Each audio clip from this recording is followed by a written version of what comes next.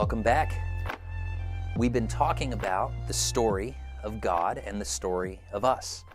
How we were made from the dust, and yet we are so much more than dust. We are the divine children of the Trinity, who is a joyful and wondrous family who conceived each one of us in love. But we've learned how mankind has fallen from that reality. We have fallen into a lie about ourselves and about our Creator, and because of that, our minds have become corrupted. And that has influenced our emotions and behavior, and that has influenced the entire world. Because of this original lie, this false identity, we basically embrace the mindset of survival of the fittest, which is not how we were made to live. We were made for love. But we kind of accepted a life of pure survival because we came to think of ourselves as orphans out on our own. So that means a lot of things. It meant that man started to use his personal strengths to have dominance over one another. And as a result, the earliest beginnings of civilization involved things like slavery and prostitution. Also, because we lost sight of the love of our Creator, the divine family, we began to create new gods of our own making. We worshiped what we could see, the sun, the moon, and the stars, instead of living out of the heart and out of the spirit. And so even religion itself was birthed because of this original lie. Now, all of this stemmed from that ancient story of man and woman eating from the tree of knowledge of good and evil. I called it the tree of right and wrong in the last facet, and I'll explain that more in a moment. For now, you need to know that this story is not about some bad apple with evil powers inside of it. This story uncovers something much deeper in the human heart. That tree of knowledge represents our desire to live independently from God, according to our own strength and ability and even morality. And that type of lifestyle produces what the scriptures call the self-life. So, in the book of Galatians, in the New Testament, it says that the cravings of the self-life are obvious. It then lists some of those things. It says sexual immorality, lustful thoughts, pornography, chasing after things instead of God, manipulating others, hatred of those who get in your way, senseless arguments, resentment when others are favored, temper tantrums, angry quarrels, only thinking of yourself, being in love with your own opinions, being envious of the blessings of others, murder, uncontrolled addictions, wild parties, and all other similar behavior. That is just some of the fruit that comes out of this choice of doing things on our own. And it's not that we necessarily intended for any of that. It's just that this is what happens when you separate yourself from the source of joy and love, which is God. But the good news, as we started to see in the last facet, is that even though we've walked down this destructive path away from our original blessing of our true identity, the divine family has continued to pursue us. They did not reject us, even though some people interpret the Bible that way. They miss the fact that from the beginning, from the moment of our rebellion, God had a plan to rescue us from this empty life we were choosing. So I want to talk more about that plan. This plan that God had, it was originally kept hidden from our eyes. It was kind of like a secret mission that God embarked upon in order to save humanity. And it was secret for a few reasons. First of all, our hearts were now in open rebellion against love and truth. We had embraced a lie about ourselves and God, and that became our reality. And so anything that spoke against our reality, we would fight and reject. And so God needed to bring the truth to us through a back door. Because at the front door of our lives, we were ready to resist anything that went against our choice. And that's the power of having free will. True free will. But God went on a secret mission of healing because while He honors free will, at the same time, he won't stand by and let us utterly destroy ourselves. Okay, so imagine for a moment there's a doctor who's trying to save the life of a mentally ill patient who has this horrible disease that's making both their body and mind deteriorate. Let's say that one of the symptoms of this disease is intense paranoia. That patient might see the doctor coming with a scalpel in his hands and believe in his reality that that doctor is evil and is even out to kill him. Their paranoia would make them dream up all kinds of false ideas as to why the doctor is holding this sharp instrument. Well, if that doctor is good and wants to save this person, they're not going to reason with them. If they want to save their life and their family's in agreement, you're going to put them under some kind of anesthesia and save them from the inside out. And that, in a way, is what God began to do with the human race. And this involved a plan that would take thousands of years to fulfill. And that might seem like a lot to you, but it's really not in the grand scheme of things. It's actually very quick. If you ever get the opportunity to talk to a person who's over 100 years old, they will often tell you that their life went by in a flash, like a vapor. I have a theory that if you were to talk to someone who was 200 years old, they would tell you the same thing. Even someone 500 years old, they would say that it went by very fast. It feels long when you're counting the minutes, but the average human lifespan is actually very quick. And a lot of people want a God who will wave a magic wand and make everything okay instantaneously. But when you're dealing with beings created in His image, beings with eternal depth and true free will, that is more than a one-day surgery. So, God began His secret mission of healing, and this mission began to kick into gear thousands of years ago, just as human civilization was beginning to advance ever so slightly. It began with one man who was a pagan worshiper from the Middle East in the cradle of civilization. Here's what went down. God entered our false dream world. Through that back door, He slipped into our darkness and began to re-engage in relationship with us. And so He came to a man named Abram, who would later change his name to Abraham. And God told this man to follow Him, to enter into relationship with Him. And He began to teach Abraham to trust Him, which was, in a way, the beginning of calling us away from that tree of right and wrong back to the tree of life. The tree of life in the Garden of Eden, the good tree, that tree represents the life we were made for. It's a life of relationship and rest, not one of heavy rules and punishment and fear. So anyway, God comes to Abraham and says, I'm going to make a really great nation out of you, and in you all the other nations of the world are going to be blessed. He basically says, my children who have scattered to Africa, those who went deeper into Asia, those who are moving across the continents in the north, I am going to reach everyone through you. In other words, Abraham, my original blessing is coming back to every people group through you and one of the nations that will come out of your loins.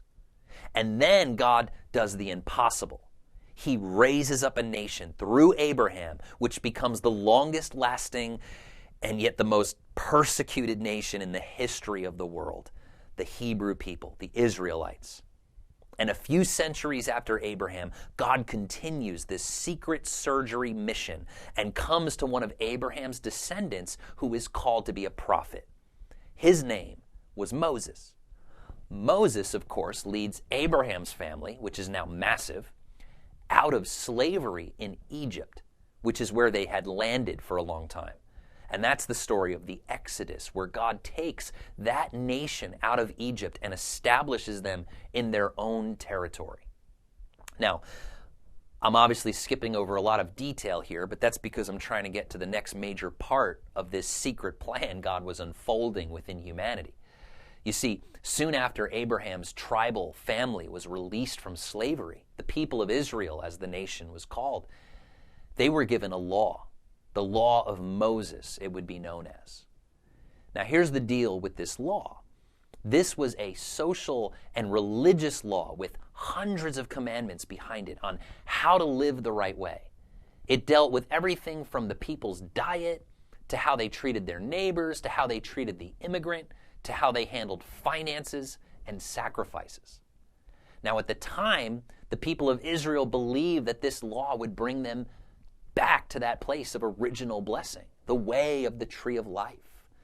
It even seemed to communicate that in the law. It said that if they would obey every single one of these commandments of right and wrong, they would be blessed. It said they would be fruitful and have a joyful life. But if they didn't follow the law, they would find themselves under a curse, and more destruction would be the result. So it seemed like this was somewhat giving them a ticket back to Eden, back to where we came from and what we lost. But remember how we keep saying there was a secret mission going on. God was doing surgery in the midst of our insanity. It turns out there was more to the purpose of this law than meets the eye. This law was really like a scalpel, like a sharp, two-edged scalpel that cut and revealed the disease and the lies that had been built up inside of us. You see, the law of Moses in the Old Testament was specifically designed to show us that the mindset of independence and self-effort does not work. In fact, it only leads to destruction, to a curse. Because no matter how hard we tried to keep the rules and to be perfect, we still fell short over and over again. And Israel, the nation of Israel, demonstrated this throughout their entire history. And much of the Old Testament is just one giant picture of this repetitive problem. And you have to understand something else here. This wasn't just the problem of the Jews. This special nation was called to be an illuminating light for the whole world. The prophets in the scriptures talk about that. They said Israel was called to teach all of us something very important. So their life became a message for humanity, who was learning the same lesson in different ways, because every other nation and tribe out there, they all had their own religious rules. Or even if they didn't, at the very least, everyone had a law of conscience, of right and wrong.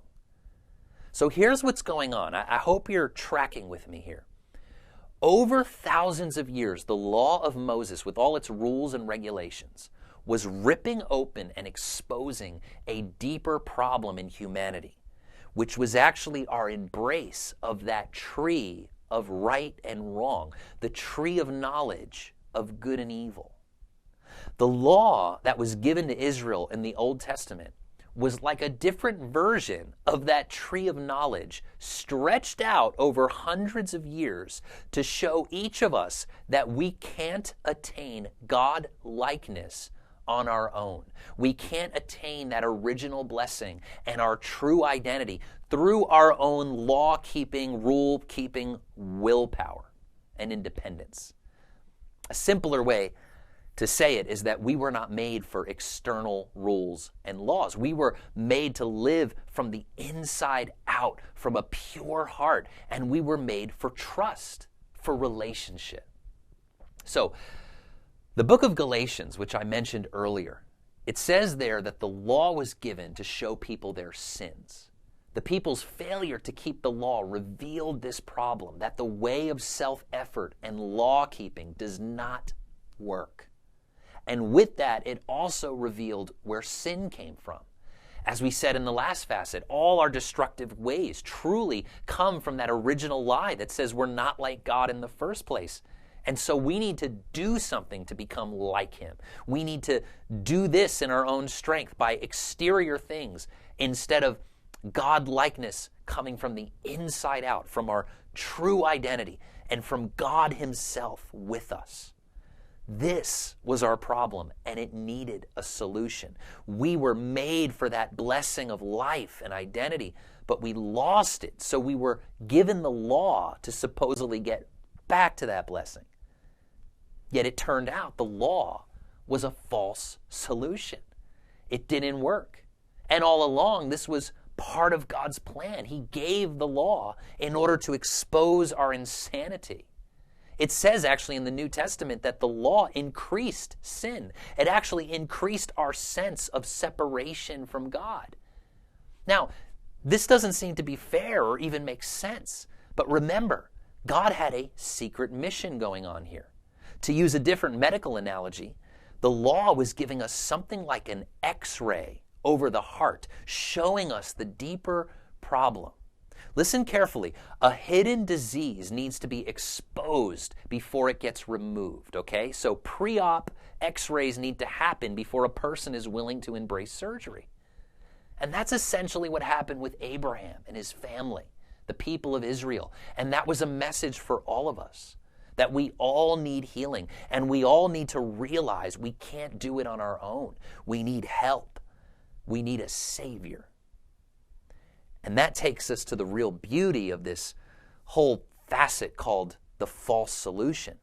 There was something else hidden in that law all along, all through the history of Israel and throughout the whole Old Testament, the first part of the Bible. You will find there that there was a promise of something greater to come. There was a promise that one day a new law, an inner law of love and freedom, would be reawakened in humanity. Now again, we might have wanted that to happen more quickly. Like, why did it have to take thousands of years? But again, God was working with humanity. And humanity wasn't ready for the full surgery yet. Our paranoia and insanity would have rejected it. So our consciousness as a species had to evolve. And in the meantime, God was showing us the stupidity of a life of self-effort and law-keeping. He had to expose it. And he has to do that to the whole world. And oftentimes he has to do that for us as individuals, where we fail over and over again until we swallow our pride and realize we need help outside of ourselves. So the law exposed this problem, but along the way, it also gave us hope. Because over and over again, there are prophecies and hidden pictures in the stories and even within the rules of the Old Testament that all pointed ahead to a Messiah, a Savior. And it also spoke of how God himself would come to earth to give us the true solution, the true healing we need to find freedom and to find that place of our identity as his children. So the law and the prophets who upheld the law, they spoke of one who would be born in a town called Bethlehem, a man who would suffer for his people, a king who would reign in true justice, a shepherd who would lay down his life for the sheep. All these prophecies in the Old Testament were about Jesus. And so you can think of the Old Testament as having two layers to it. On the top layer, you have what was written in face value. You have the letter of the law, but underneath that is a deeper message, a hidden message for those with eyes that are willing to see. And that deeper message pointed ahead to the true solution. Whenever you read the Old Testament now, you want to uncover that deeper layer, that hidden message that points us to the person of Jesus, who was the one born in Bethlehem and who fulfilled every one of the prophecies. This happened through his life, his death, and his resurrection. And that is what provided the true solution and the true way back to the life we were originally designed for. That is how the secret mission of God would really come to a head. And so that is where we're headed next.